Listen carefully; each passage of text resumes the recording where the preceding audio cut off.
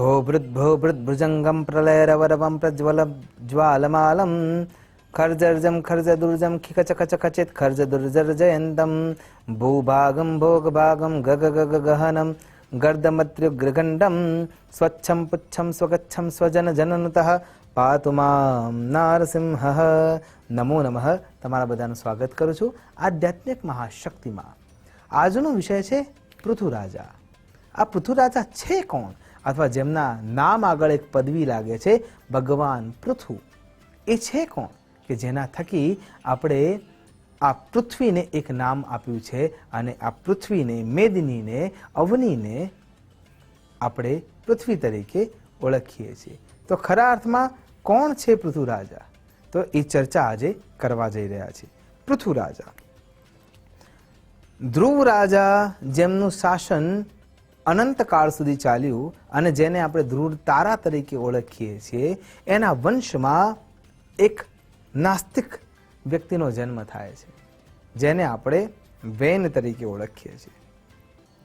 અંગરાજાના સંતાન વેનને જ્યારે અંગરાજા જોવે છે કે મારો પુત્ર, મારું સંતાન આટલા બધા કુકર્મ કરી રહ્યો છે, ત્યારે બધા જ પ્રકારના પ્રયત્નો કરવા છતાં જ્યારે એનામાં સુધારો દેખાતો નથી, ત્યારે રાજા અંગ પોતાની જાતને સંન્યસ્ત કરવા માટે તત્પર થઈ જાય છે અને તમામ પ્રકારની જે સુખ સુવિધાઓ છે, રાજસી સુખ સુવિધા છે, એ તમામ વેનને અર્પણ કરીને એ પોતે ગુફામાં જઈને સમાધિસ્થ થવા માટે તત્પરતા દાખવે છે।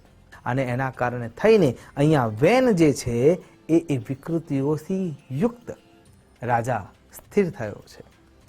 હવે એ રાજા બનવાની સાથે પહેલી ઘોષણા કરે છે, ન દ્રષ્ટવ્યમ, ન દાતવ્યમ, ન હોતવ્યમ, ન ક્રિયાકર્મ।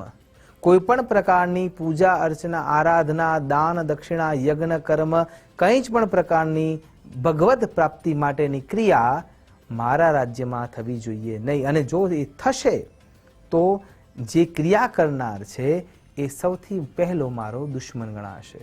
અને એને એ પ્રમાણે ક્રિયા આચરવાની શરૂઆત પણ કરી। જે ઈશ્વર પ્રદત્તતા તરફ જવા માટેનો પ્રયત્ન કરતો હતો, વેન એને પ્રતાડિત કરતો હતો, તમામ પ્રકારની અરાજકતા ત્યાં એ જગ્યાએ સ્થાપિત થઈ ગઈ। અને એ વખતે આ અવસ્થા જોઈને વ્યાસ ગાદી પર બેસનારા તમામ ઋષિમુનિઓ, સુયોગ્ય આચાર્યો, દેવ પુરુષો, સજ્જન બ્રાહ્મણ દેવતાઓ એકત્ર થાય છે અને વેનને સમજાવવા માટે જાય છે કે તમે આ અરાજકતા ન ફેલાવશો, પણ છતાંય એ માનવા માટે તૈયાર નથી। અંગરાજાને શોધવાનો પ્રયત્ન કરવામાં આવે છે પણ એ મળતા નથી, અને એ વખતે ક્રોધાવેશમાં આવીને બ્રાહ્મણો હુંકાર મંત્રથી વેનને મૃત્યુના ઘાટ ઉતારી દે છે। મૃત્યુ કર્યું, પણ હજી પ્રશ્ન ત્યાંના ત્યાં જ છે। એનું મૃત્યુ થયું, પણ એ મૃત્યુ થયા પછી પણ હજી રાજા વિનાની આ રાજ્ય સત્તા ન ચાલી શકે, અને બ્રાહ્મણોને રાજપદ જોઈતું નથી। એટલા માટે થઈને એમને પ્રયત્ન શું કર્યો, વેનના શરીરનું મંથન કર્યું, અને મંથન કરવાની શરૂઆત થાય છે ત્યારે એના શરીરમાંથી સૌથી પહેલા કલુષિતતા બહાર આવવા લાગે છે, અને કલુષિતતામાંથી એક સંતાન ઉત્પન્ન થાય છે જેને નિષાદ નામ આપવામાં આવ્યું, કેમ કે એનું શરીર ક્લુષ્ટ હતું અને એ યોગ્ય હતું નહીં, એટલા માટે એને છોડી દેવામાં આવ્યો। ફરીથી એના શરીરને મંથન દ્વારા એને મથિત કર્યું અને ડાભા પડખામાંથી એક સ્ત્રી ઉત્પન્ન થઈ જેને એ ઋષિઓએ નામ આપ્યું અર્ચી। એ જમણા પડખામાંથી, જમણા હાથના ભાગમાંથી જમણી ભુજાનું મંથન કરીને એક પુત્ર રત્ન પ્રાપ્ત કરે છે અને એને પૃથુ નામ આપવામાં આવે છે। એના શરીરના જે અંગ ઉપાંગ છે એમાં ભગવાન શ્રી હરિનારાયણનું પદ્મ જોવા મળે છે, શંખની આકૃતિ જોવા મળે છે, એના હાથોમાં, એના પગમાં પદ્મ જોવા મળે છે, અને ત્યાંથી એમને એવો અનુભવ થાય છે કે આ ભગવાન શ્રી નારાયણનો અંશ છે, અને એટલા માટે એને પૃથ્વીના રાજા તરીકે સ્થાપિત કરવામાં આવે છે। પણ ઘટના હજી આગળ વધારે દારૂણ થઈ રહી છે। વેનના અત્યાચારોના કારણે થઈને પૃથ્વીની સહન શક્તિ પૂર્ણ થઈ ગઈ અને પૃથ્વીએ તમામ પ્રકારના બીજોની જે ઉર્વરકતા છે એને પોતાના ગર્ભમાં સમાવી લીધી અને ગાયનું રૂપ ધારણ કરી લીધું। હવે રાજા પૃથુને આ સમસ્યા નડી રહી હતી કે મારા સંતાન સમાન આ પ્રજાજનોનું હું રક્ષણ કરું તો કેવી રીતે કરું, આ અકાળમાં, દુકાળમાં મારે મારી પ્રજાનું રક્ષણ કેવી રીતે કરવું। અને એ વખતે રાજા પૃથ્વીનું દોહન કરવા માટે તત્પરતા દાખવે છે અને 100 યજ્ઞનો સંકલ્પ કરે છે। એમાંથી 99 યજ્ઞોની શરૂઆત થાય છે. પૃથ્વી સામે આવે છે ગાયના રૂપમાં. પૃથ્વી દેવીને પ્રણામ કરી પૂજન અર્ચન આરાધન કરીને કહેવામાં આવે છે કે તમે આ તમારા ગર્ભમાં રાખેલી જે શક્તિઓ છે એને પાછી આ પૃથ્વીને અર્પણ કરો. ગાય માતા ના કહી દે છે કે એ ક્રિયા મારાથી થઈ શકશે નહીં, એના માટે તમારે દોહન કરવું પડશે. અને ગાયના શરીરનું દોહન કરવામાં આવે છે અને દોહન કરીને એક એક રત્ન સમાન આ જે સ્વયં વસુંધરા રત્નગર્ભા છે એ રત્નગર્ભાને રત્નો ગાયના સ્વરૂપે પાછા આપવામાં આવે છે. અને ગાયના શરીરમાંથી નીકળતું એ અમૃત છે એમાંથી તમામ પ્રકારની આ જીવની સૃષ્ટિમાં તમામ તત્વો ઉમેરાય છે, ઉર્વરકતા ઉમેરાય છે, આર્દ્રતા ઉમેરાય છે અને ધીરે ધીરે ધીરે ધીરે પૃથ્વી પોતાનું પુનઃ નવું સ્વરૂપ ધારણ કરે છે. પણ હજી પ્રશ્ન ત્યાં જ આવીને ઊભો છે કે આ પૃથ્વી ઉબડખાબડ છે અને પૃથ્વીરાજા હળ ચલાવવાની શરૂઆત કરે છે અને આ હળ ખેંચીને આ પૃથ્વીને સમતળ કરવાનું જે સૌથી દુષ્કર કાર્ય છે એ પૃથ્વીરાજાએ કર્યું છે. અને પૃથ્વીરાજા જ્યારે 99 યજ્ઞો પૂર્ણ કરે છે, 100મા યજ્ઞની શરૂઆત થઈ રહી છે અને શતક્રતા એ ઇન્દ્રનું એક નામ છે.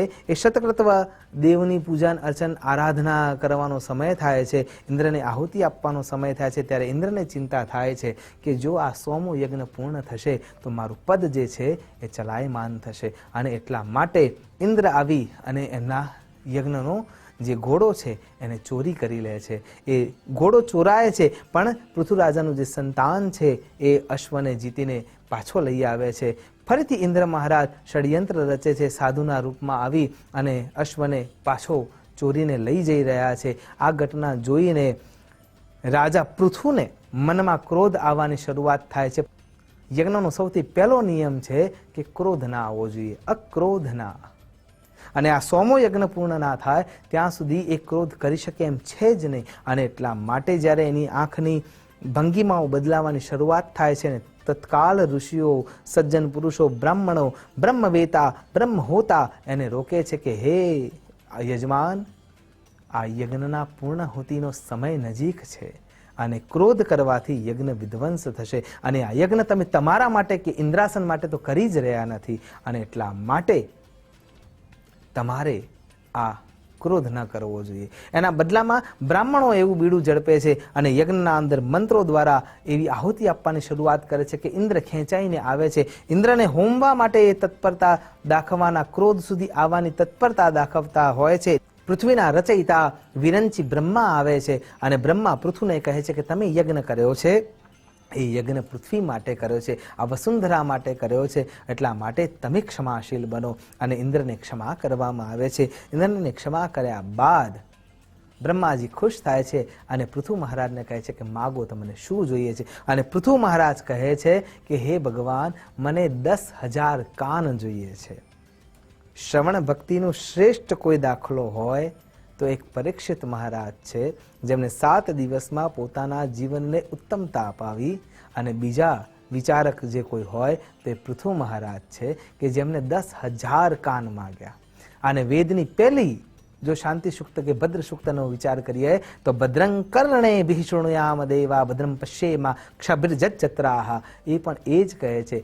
અને શાસ્ત્ર પણ એમ કહે છે પેયમ પેયમ શ્રવણ પુટકે રામ નામાભિરામમ. મારે તો ઈશ્વરના કથાનું શ્રવણ કરવું છે અને આ 2 કાન ક્યાંક કાચા પડે છે, એટલે હજારો કાન, 10,000 કાન જોઈએ છે કે જે ઈશ્વરની આરાધનામાં તત્પરતા દાખવે અને ઈશ્વરના પ્રેમના લક્ષણા ભક્તિના રસને સદૈવ હું કાનો દ્વારા પીતો રહું.